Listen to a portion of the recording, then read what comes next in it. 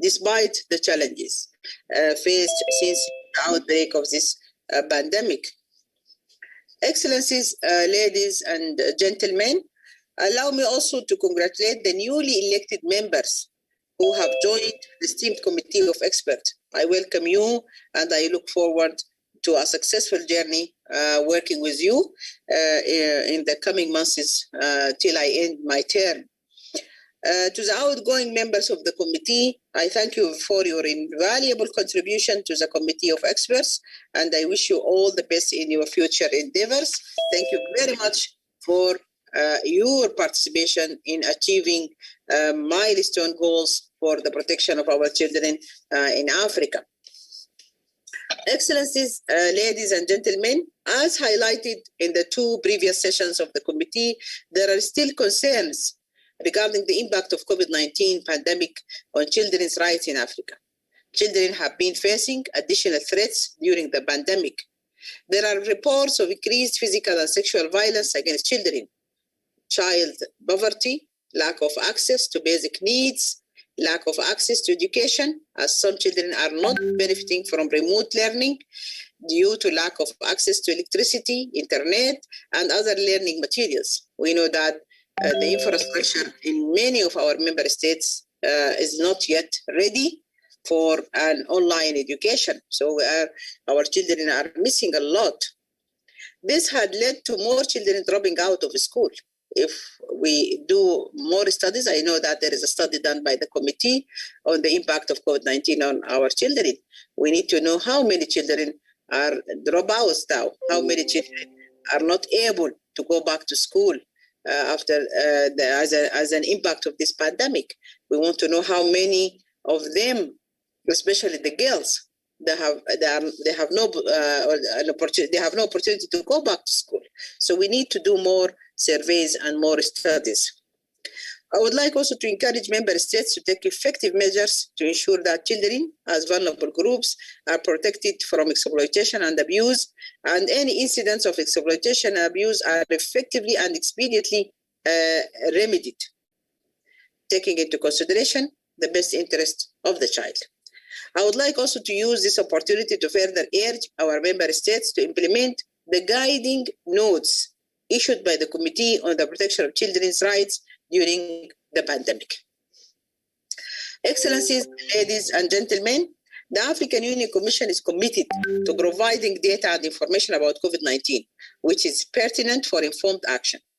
Africa CDC, through its COVID-19 response mechanisms, continues to raise awareness and provides daily updates on the outbreak of COVID-19 in African countries, among other things. The updates remain critical as they inform policy interventions in different countries. I commend Africa CDC for its work in combating COVID-19 in Africa. However, there is still a need to provide age-disaggregated data on the rate of COVID-19 infections in the continent. Africa CDC is really playing a leading role in fighting the pandemic in our continent, and we have succeeded so far in mitigating the impact of this COVID-19, especially in the health area, on our population in Africa. We have been working in close collaboration, all our member states together. We have decided from the beginning that we are fighting this pandemic as a continent, as one continent. We have joined our efforts as 55 member states, and we are implementing our anti-COVID-19 continental strategy, but the leading role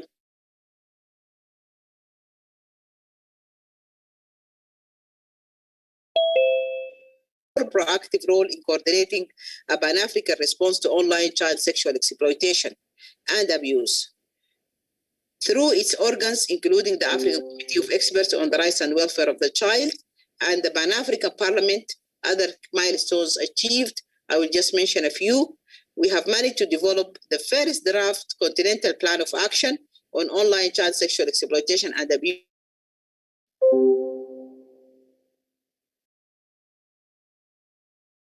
Continental action, and the commissioning and completion of a study to map current responses to online child sexual exploitation and abuse on the continent, and publishing of a detailed report on potential responses that member states can use to address the crime. Excellencies, ladies and gentlemen, the Department of Social Affairs, but I would like also to get used to the new title of the department, which instead of the Social Affairs, after the summit of February, now the department title is the Department of Health, Humanitarian Affairs, and Social Development. So instead of having DSA, now we are HHS. This is a new title of the department. The Department of HHS of the African Union continues to recognize disability as a priority and continues to advance disability rights in the continent. In December 2020, the department, in collaboration with the Initiative for National Growth, commemorated the International Day of Persons with Disabilities under the theme, Building Better Towards a Disability Inclusive, Accessible and Sustainable Post. Further, following the adoption of a plan of action to end attacks and other human rights violations targeting persons with albinism in Africa, the department also is developing an implementation matrix on ending attacks and other abuse on persons with albinism. These are some of the achievements, in spite of this COVID-19, we have managed to do with our member states. Excellencies, ladies and gentlemen, the department also of HHS of the African Union also continues to advocate for the eradication of child marriages, harmful cultural practices, female genital mutilation as an example, and online child sexual exploitation. In the year 2021, the department will be implementing the new phase of the AU campaign to end child marriages, the AU Salima initiative on ending female genital mutilation, and the AU program on online child sexual exploitation in Africa. I don't want to go into the details. I know all of you are very much aware of the details of these different projects, different programs we are implementing. Excellencies, ladies and gentlemen, as you might be aware, the AU policy organs have declared 2021 the year of arts, culture, and heritage, which will be celebrated under the theme Arts, Culture, and Heritage, Levers for Building the Africa We Want. In line with the theme of the year, the AU's Department of Culture will start the development of Division of Culture will start the development of an arts education policy aimed at advocating for the introduction of subjects related to arts at an early age in the school's curriculum. And as you're also aware, culture is also under or part of the mandate of this department.